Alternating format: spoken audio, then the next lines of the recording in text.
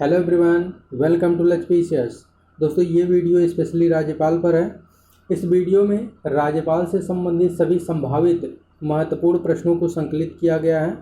तो ये जो है सीरीज काफ़ी इम्पॉर्टेंट होने वाला है, इसलिए इसको आप लोग जो है कंटिन्यू फॉलो करिएगा। इसका PDF आप हमारे टेलीग्राम चैनल लचपीशियस से प्राप्त कर सकते हैं, जिसका लिंक डिस्क्रिप्शन बॉक्स में दिया गया है। इसका प्लेलिस्ट भी बना दिया गया है, जहाँ आप एक साथ जो है सारे वीडियो को देख सकते हैं। तो चलिए आज का सेशन स्टार्ट करते हैं। देखिए, पहला क्वेश्चन है, राज्य सरकार का कार्यकारी अध्यक्ष अर्थात संवैधानिक प्रमुख कौन है? तो आपका राइट आंसर क्या हो जाएगा? राइट आंसर है बी, राज्यपाल। देखिए, राज्यपाल जो है राज्य सरकार का जो है संवैधानिक प्रधान होता है और इसका उल्लेख किस अनुच्छेद में किया गया है? तो अनुच्छेद 154 में प्रावधान किया गया है कि राज्य कार्यपालिका संबंधी समस्त शक्तियाँ राज्यपाल में निहित होंगी। तो ये आर्टिकल भी आप लोग याद रखिएगा। देखिए, आर्टिकल 155 में प्रावधान किया गया है कि राष्ट्रपति राज्यपाल की नियुक्ति करेगा और आर्टिकल 156 में प्रावधान किया गया है कि राज्यपाल राष्ट्रपति के प्रसाद पर्यंत अपने पद पर बना रहेगा। तो चलिए आगे बढ़ते हैं। देखिए, नेक्स्ट क्वेश्चन है, क्वेश्चन नंबर 2 है, भारत के एक राज्य के राज्यपाल के संबंध में निम्नलिखित कथनों पर ध्यान दीजिए। तो आपका राइट आंसर क्या हो जाएगा? देखिए, यहाँ 4 स्टेटमेंट दिए गए हैं, इसके बेसिस पर आपको राइट आंसर को फाइंड आउट करना है। देखिए, पहला स्टेटमेंट है, उसे जन्म से भारत का नागरिक होना चाहिए। तो ये स्टेटमेंट आपका गलत हो जाएगा, क्योंकि ऐसा कहीं प्रावधान भारतीय संविधान में नहीं किया गया है कि वो जन्म से भारत का नागरिक हो। तो ये स्टेटमेंट गलत हो जाएगा। स्टेटमेंट सेकंड देखिए, उसकी आयु कम से कम 35 वर्ष की होनी चाहिए। तो ये स्टेटमेंट सही है। उसमें लोकसभा का सदस्य होने की योग्यता होनी चाहिए। तो ऐसा प्रावधान नहीं है, ये स्टेटमेंट गलत हो जाएगा। वह एक से अधिक राज्यों का राज्यपाल हो सकता है। तो ये स्टेटमेंट आपका सही हो जाएगा। तो आपका राइट आंसर क्या हो जाएगा? राइट आंसर है डी, 2 तथा 4 सही है। चलिए नेक्स्ट क्वेश्चन देखते हैं।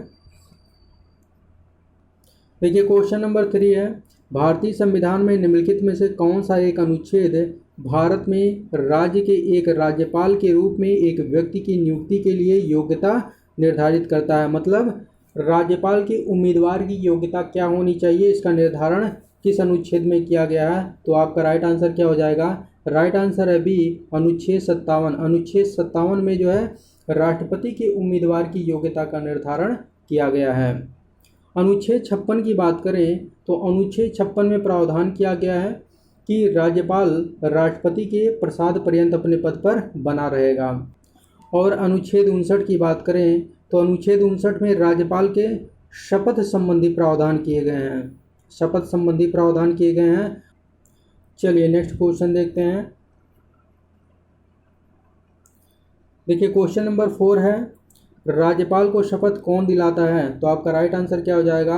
राइट आंसर है सी, उच्च न्यायालय का मुख्य न्यायाधीश।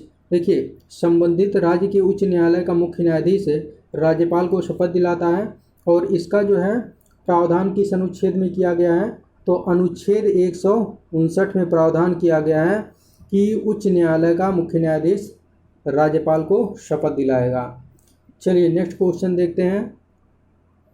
देखिए, क्वेश्चन नंबर 5 है, राज्यपाल किसके प्रति उत्तरदायी होता है? तो देखिए, राज्यपाल की नियुक्ति कौन करता है? राज्यपाल की नियुक्ति राष्ट्रपति करता है। किस अनुच्छेद के तहत? तो अनुच्छेद 155 के तहत राष्ट्रपति द्वारा राज्यपाल की नियुक्ति की जाती है और अनुच्छेद 156 के तहत राज्यपाल राष्ट्रपति के प्रसाद पर्यंत अपने पद पर बना रहता है। तो बताइए, राज्यपाल किसके प्रति उत्तरदायी होगा? तो आपका राइट आंसर हो जाएगा बी, राज्यपाल जो है राष्ट्रपति के प्रति उत्तरदायी होता है। चलिए नेक्स्ट क्वेश्चन देखते हैं। देखिए, क्वेश्चन नंबर 6 है, भारत में संघ राज्यों का प्रशासन होता है। बताइए, भारत में संघ राज्यों का प्रशासन किसके द्वारा किया जाता है? तो आपका राइट आंसर क्या हो जाएगा? राइट आंसर है ए, राष्ट्रपति द्वारा। देखिए, संघ राज्यों का प्रशासन का मतलब हो गया संघ शासित प्रदेशों का प्रशासन कौन करता है? तो राष्ट्रपति करता है। राष्ट्रपति अपने प्रतिनिधि के माध्यम से संघ शासित प्रदेशों का प्रशासन करता है, जिसमें जो है उपराज्यपाल और प्रशासक आते हैं। चलिए नेक्स्ट क्वेश्चन देखते हैं। देखिए क्वेश्चन नंबर 7 है, राज्यपाल के वेतन और भत्ते दिए जाते हैं। बताइए राज्यपाल के वेतन और भत्ते किसके द्वारा दिए जाते हैं? तो आपका राइट आंसर क्या हो जाएगा? राइट आंसर है ए, कंसोलिडेटेड फंड ऑफ स्टेट। देखिए इसका तात्पर्य ये हो गया कि राज्य की संचित निधि, राज्यपाल को वेतन और भत्ते राज्य की संचित निधि से दिए जाते हैं। और राज्य की संचित निधि का प्रावधान किस अनुच्छेद में किया गया है? तो अनुच्छेद 202 में राज्य की संचित निधि का प्रावधान किया गया है। और यहाँ पर बी वाला देखिए, consolidated fund of India. Consolidated fund of India का तात्पर्य हो गया भारत की संचित निधि, और भारत की संचित निधि का उल्लेख किस अनुच्छेद में किया गया है? तो 266, अनुच्छेद 266 में भारत की संचित निधि का प्रावधान किया गया है। चलिए नेक्स्ट क्वेश्चन देखते हैं। देखिए क्वेश्चन नंबर 8 है, जब एक ही व्यक्ति को 2 या 2 से अधिक राज्यों का राज्यपाल नियुक्त किया जाता है तो उस राज्यपाल को संदेय उपलब्धि और भत्ते होंगे। बताइए। तो आपका राइट आंसर क्या हो जाएगा? राइट आंसर है डी, इसे उस राज्य के बीच ऐसे अनुपात में आवंटित किया जाएगा जैसा राष्ट्रपति आदेश द्वारा अवधारित करे। चलिए नेक्स्ट क्वेश्चन देखते हैं। देखिए क्वेश्चन नंबर 9 है, भारतीय संविधान के निम्नलिखित अनुच्छेदों में से किस एक के अधीन राज्यपाल राष्ट्रपति के विचार के लिए किसी विधेयक को आरक्षित रख सकता है? तो आपका राइट आंसर क्या हो जाएगा? राइट आंसर है बी, अनुच्छेद 200। देखिए अनुच्छेद 200 के तहत राज्यपाल राज्य विधानमंडल द्वारा पारित किसी विधेयक को अनुमति दे सकता है या राष्ट्रपति के विचारार्थ आरक्षित कर सकता है। और यदि राज्यपाल राष्ट्रपति के विचारार्थ किसी विधेयक को आरक्षित कर लेता है तो अनुच्छेद 201 के तहत राष्ट्रपति को अधिकार हो जाता है कि उस विधेयक पर अनुमति दे या जो है उस विधेयक को रोक ले। ठीक है। यहाँ पर देखिए अनुच्छेद 169 में राज्यपाल के शपथ संबंधी प्रावधान किए गए हैं। शपथ, इसको जो है रिवीजन करते रहिए, शपथ संबंधी प्रावधान किए गए हैं। और अनुच्छेद 202 में राज्य की संचित निधि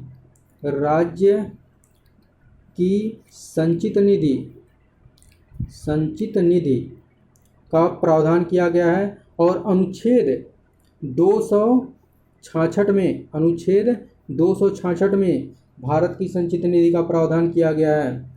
चलिए नेक्स्ट क्वेश्चन देखते हैं।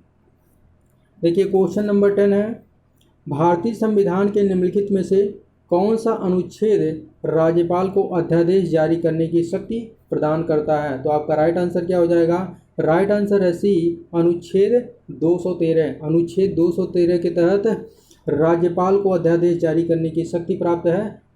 और इस अध्यादेश को राज्य विधानमंडल के द्वारा कितने दिन में जो है अनुमति मिल जानी चाहिए? तो राज्य विधानमंडल के द्वारा जो है 6 सप्ताह में अनुमति मिल जानी चाहिए।